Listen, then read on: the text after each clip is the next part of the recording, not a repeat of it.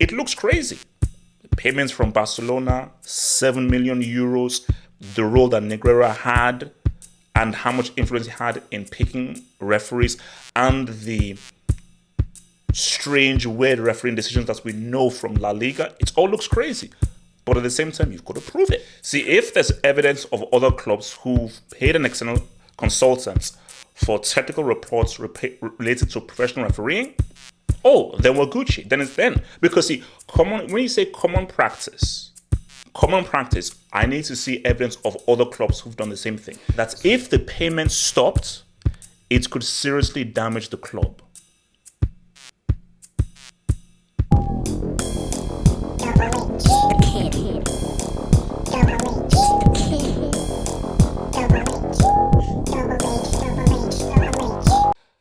It gets real.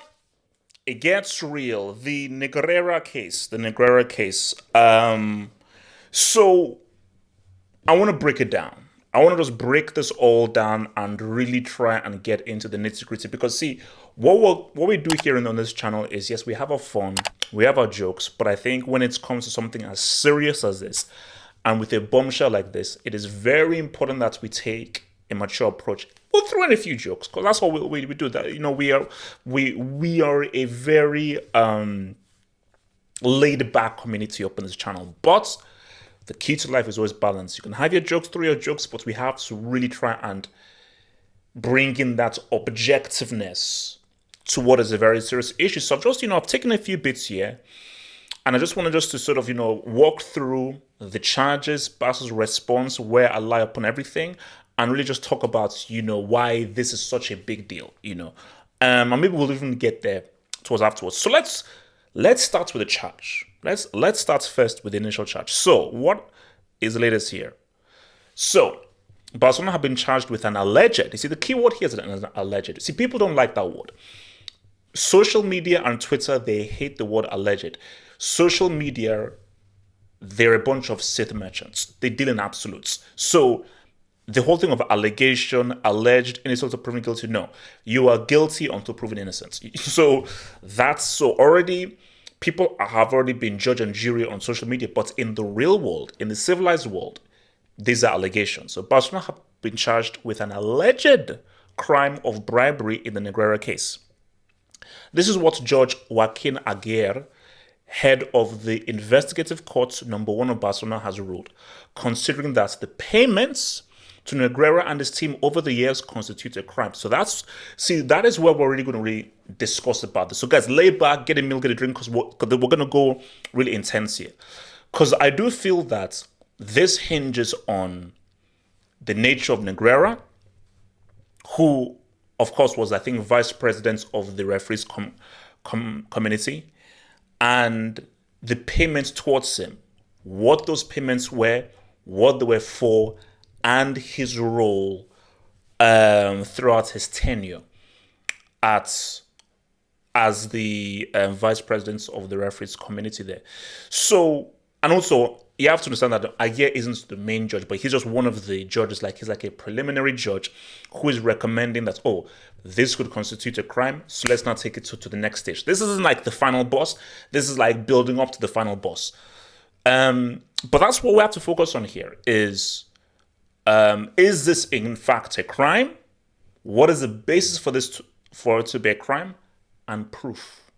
The key thing here is proof. So that is why we live in a world of innocent until proven guilty. Because why do we live in a world of innocent until proven guilty? Hey, he stole my pandedian. Okay, go to jail. Hey, but I didn't. No. He said you stole your pandedian. So I saw someone who said he saw him steal his pandedian and then go to jail. Well, that's in an uncivilized case. In an uncivilized society. In a civilized society, I saw someone, and when you ask that person, they thought they saw that person, but in fact, they saw someone else. And in fact, someone did steal my pandedian, but it wasn't him. It was someone who looked like him. So once you actually do an investigation and you bring in the evidence will show that it wasn't actually him that stole that pandedian. So me just saying that he stole it because I assumed he did. Me just saying that, people said that they saw him take it, even if they saw someone that was similar to him, is why we have to have irrefutable evidence. irrefutable evidence, because there can be so much hearsay. So now, shout out to your boy Paul. Shout out to your boy Paul. So this is from like our little WhatsApp panel group. So Paul, of course, who is unofficial and unpaid La Liga Spanish correspondent, pretty much just sort of like, translated pretty much all the jargon that was said. So from the jurisprudence cited, it is extremely clear that the payments done to the Negreira family were done so that he would execute acts related to his position. We're going to build it because that's very key. That is a bone of contention there. So payments made to the Negreira family were done so that he would execute acts related to his position. We're going to come back to that when we look at the Barca response. Whether that be through his influence with other CTA members tasked with referees designation, whether it be through rating the referees, conditioning, then their promotion or relegation, or whether it be through his general influence as vice president. So remember, he was vice president of the referee community, and his power over other CTA members, and influence or power that no doubt he had to have in order for him to have remained in that position for 25 years. So Negreira is saying that the payments made to Aguirre is saying, who is the judge, the payments made to Negreira and his role and influence and the things he had the power to do, being vice president of the referees community, this would have to constitute a crime, because he's saying payments to Negreira, things he was able to do, logic states this constitutes a crime because you are making the leap of like, this is payments for him to influence games based on his influence of referees that are involved in games that Barcelona played. Again, these are allegations, and you could say these are assumptions. And Barca's response will say, no, that is too much of a leap for you to make. There's too much of an assumption for you to make. So we move. So prosecutors filed a complaint against Barca back in March regarding payments of more than 7.3 million euros that were paid to firms owned by Jose Maria Enriquez Negreira, the former vice president of the RFEF refereeing community, over the course of a 17-year period. So obviously they said Barca were one of those guys that paid those firms owned by Negreira, and that's why he's in hot water. So the Negreira case has been.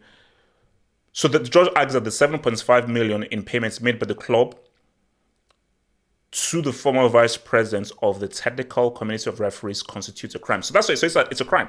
That it's bribery. By you making these payments to Negreira, knowing of his influence and his power as being vice president of the referees community in La Liga, that constitutes as bribery and it's a crime. So it's all pretty heavy stuff there. So my thing here is, so when you look at that stage, you're like, wow, that's why the internet is going crazy. It's going mad because they're like, wait a minute. So Barcelona paid a large sum of money to Negreira, knowing of his influence. Therefore, E equals empty squared, Barca cheats. They're cheating. And let's now review all of the games in La Liga. This is Calcipoli 2.0. This is Calcipoli with a Spanish twist. We all know what happened to Moji. We all know what happened to Juventus. And little one tidbit before we go to the Barca response. Bartomeu. So the report continues to say that regardless of whether refereeing favors were then returned for those payments, that's paying a public official. So again, the assumption here is Negreira is not a private entity. He is a public entity. That paying a public official for the carrying out of their duties is considered bribery. Now, this is interesting. This way it gets really interesting. The assumption is that Aguirre does not consider the refereeing. So the assumption that Aguirre does not consider the refereeing consultancy services provided by Negreira to be genuine. Aha! And that is where Barca's response comes through, is the refereeing consultancy. We'll get there. Aguirre also notes the letter sent in 2018 to then Barca president, our good friend Bartomeu, from Negreira. Sent to sent in 2018 to then after his exit from the CTA, that if the payment stopped, it could seriously damage the club.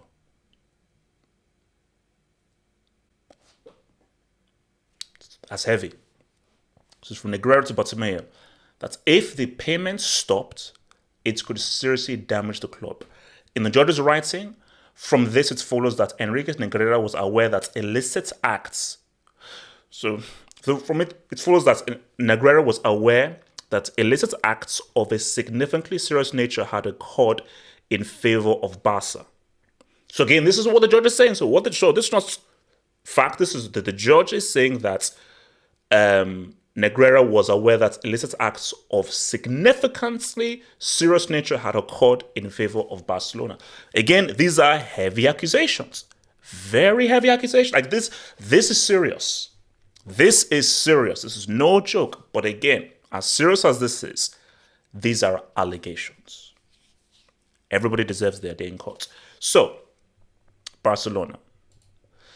So Barca have just said that they are not concerned about the new bribery charges regarding the Negreira case. They know they never paid referees to influence their decisions. So they said, no bribery. Because see, now there's going to be a key thing that we're going to talk about and that expands upon this.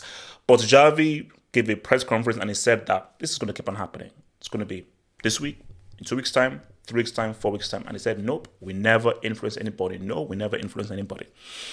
So here's where it gets interesting. Because this has always been Barca's defense. Barca have maintained their innocence throughout, claiming to have paid an external consultant for technical reports related to professional refereeing. It's a key thing. They paid an external consultant for technical reports related to professional refereeing, which they consider to be common practice.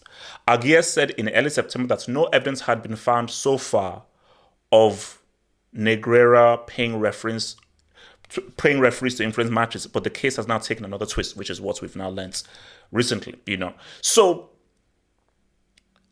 the thing here is that Barca's defense here is, yes, we made payments. 100%. We do not deny that we made payments. So there's nothing there to be had, and there is a paper trail, a digital trail, digital footprint. We made payments. But what we did was to get technical reports for professional refereeing. And we believe it's common practice. So, see, my response to this is this. This would be my response. My response would be this. Common practice. Is there evidence of other clubs doing the same thing? See, if there's evidence of other clubs who've paid an external consultant for technical reports related to professional refereeing, then we're Gucci. Then because see, when you say common practice, I need to see evidence of other clubs who've done the same thing. So if you can show me other clubs who've also done the same thing, it's common practice. What are we talking about? If no other club has done the same thing, now we can't just jump in to make it as if Barca are guilty, but then you can't use common practice. See, common practice only works. Common practice, which means that, everyone does it, not just us. It can't be common practice if you're the only one who does it, then it's not common practice. You're the only one doing it, and then the question is, okay, how come you're doing it and no one else does it? So you see, that common practice argument only works if you show evidence of other clubs have been doing the same thing. So that's where we're at there. And this is like a bit more technical here. So this is from like a criminal lawyer, like a criminal expert, who says that what the judge, I guess, trying to do is, in my opinion, absolutely untenable. He wants to broaden the scope of the investigation by saying, well, let's say that this gentleman, Negreira, is a civil servant, and that is why he can commit corruption, and therefore that's passed. So his argument as a professional is the assumption that what Negreira does is public service. And we have to know whether it's public service or not, because if it's public service, that is where the bribery argument comes through. If it's not public service and he is just offering a service to guys, you want to learn about referees, this is the payments, and he's a private entity, oh, then it's a private entity. So he's not bound by any kind of civil governmental laws. So that's it. That's a whole legal thing that we now have to now go to court and now prove as to Negreira, is he a civil servant or is he a private entity? Because if it's a private entity, then yeah, you can't use the bribery thing. Like, I pay a guy to do the stuff. If he's a public entity and you're not paying him, that's where it gets tricky. So that's just a whole legal thing. So my thing here is to say, look, again, I go back to my original point. It looks crazy. It does look crazy. But everyone deserves their day in court. So the questions I just asked from Barca is, what, like, you just said your day in court. So for Barca, you just have to now prove that those payments made were not in direct correlation to influencing referees. But at the same time, the prosecution has to prove beyond a reasonable doubt that there is clear, irrefutable evidence that Barca's payments have a direct correlation with referees being picked, influence rated, or provided that in turn influence games in favor of Barcelona. So there are many loops and holes you have to go through, because for Barca to be found guilty is prove that you influence referees. In the whole Modric case with the Juve, there was thing with the Modric case is, bro, I knew that back in the 90s. I was like, bro, why does every Juve game have to go to like 10, 11 minutes until they freaking score? Like, bro, that case was over in 2 minutes. Like, see, that was so cut and dry. I don't think Modric even had a defense. Modric was like, oh, oops, you got me. So which way to the zero, left or right to the nearest prison cell? So that was cut and dry. But for this, the Barca, like, no, we've not done anything wrong. But again, Barca, you just have to prove that, yeah, like these payments, you can't prove that these payments have a direct connection and correlation with influence of referees. So you see, the incident is going crazy right now. The incident is going crazy right now because all we're seeing on the timeline are those El Clasico games. Because, by the way, those Clasico games were amazing. Those games were amazing. But I think everyone right now is now looking at those games and like, oh, referees, oh, wow. Like, because I do remember, and I distinctly remember, it was the 2011 game. And I don't know whether it was the UCL game, and I think it was Liga. But then if it's UCL, it doesn't really count for La Liga. No, it doesn't. But I do remember several games where I was like, bro, that's no foul. How's that a foul? How's that a sending off? How's that a red card? And people were saying that, oh, Barca, they've bought the refs, they've bought the refs. And that was always the running joke. So I think with these allegations, keyword allegations, it now brings up all those memories of all those classical games and all of those decisions and contentious decisions in all of those games. So what you now have to do to yourself is, how many of those decisions truly change the course of the game? Because, bro, there were a lot of red cards. Shout out to boy Pepe that often got a red card. Cristiano even got a red card as well. So you look back at those games and you say to yourself that, okay, how many penalties were given in favor of Barca? How many red cards were given? How many yellow cards were given? But at the same time, and I'm sure you've seen this on Twitter, I think it was against Real Betis. Bro, this ball was 3,000 years over the line and it wasn't given. And I believe that's greatly affected how the league ended. I can't remember what season that was. Someone tell me in the comments below. So there have been instances of calls going against Barcelona. So if there are instances of calls going against Barcelona, then does that whole thing of the referee favoring Barca hold weight? You know, because look, I say again, just like a side note but still connected, those games are amazing, man. And I think what made those games amazing was Mourinho, was Pep, was Messi, was Cristiano, was Modric, was Di Maria, Higuain, Pepe, Puyol, Dani Alves, all the amazing players who were on display, but also the drama that was there. Because it was such a highly charged game, such a emotional game, you had to have a very strong referee. And with all of these games that are highly charged, and this was probably arguably one of the most highly charged games you've ever seen, one of the fiercest rivalries we've ever seen in football, every decision the referee made would be questioned. Every single one. Every single one would be questioned. And I think it's just added to the drama. Remember, this was pre-VAR. So 09, 2010, 11, 12, 13, this is all pre-VAR. So it's made it even much more contentious, the decisions that were made. So look, my thing here is everyone deserves their day in court. And I'm sure every Real Madrid fan is, these guys are guilty as heck.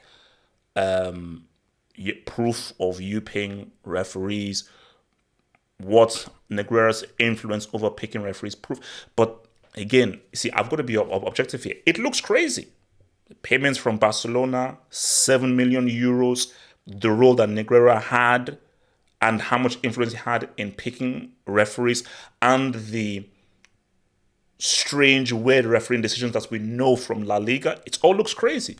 But at the same time, you've got to prove it. You can't just be like, oh, you can't just say, man, this looks crazy. Guilty. No. Yeah, it looks crazy. You got a case. So yeah, there is a case. Now that you have a case, prove it beyond any reasonable doubt, with irrefutable evidence, prove it. And Barcelona deserved to respond. And Barcelona deserved to have a case say no, this is the payment that we made, and you cannot prove that this payment is in connection with the referees being picked to influence these games.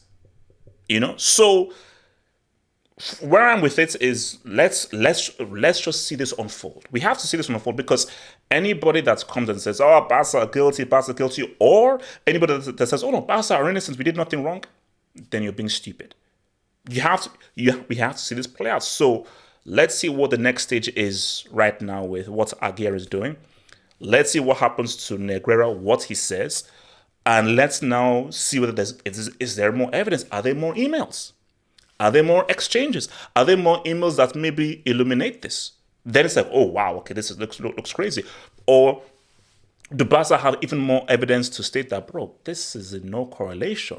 Like, this is what we made the payments for, and there is nothing wrong. So if they prove that what we made the payments for was these particular services, and we're not breaking any known laws or rules in making these payments, is crazy. But that's hence why a key part of this is what does Negreira represent? Does he represent a civil servant, a public entity? Then it's interesting. Does he represent a private entity? Then that's interesting as well. So we have to see this play out. We've got to see this play out and see all the legalities of everything play out. But it's the internet, it's football, it's a bombshell. And it is big news, it is massive news. And if Barca found guilty, it could be one of the biggest things in football history. Like, Calcipoli was massive, it was huge. But if Barca found guilty, it could be one of the biggest things in football history. It would be colossal. And if they weren't found guilty, what are the ripple effects? What could happen? But at the same time, if they are found innocent, we keep moving. We keep moving, because guys, everybody gets bad refereeing decisions. As much as I'd love to say it's an owner that Barca, I have seen refereeing decisions go against Barca. I've seen it happen. I'm sorry, so I can't lie. I've seen refereeing decisions go against Barca. So everybody gets a bad call. Everyone gets a bad call. Nobody gets favorable calls all the time. Real gets calls against them. They get calls for them. It's the nature of the beast of our football. But we wait and see how this develops, man. Hope you enjoyed it. Like that vid, guys. Subscribe if you're new.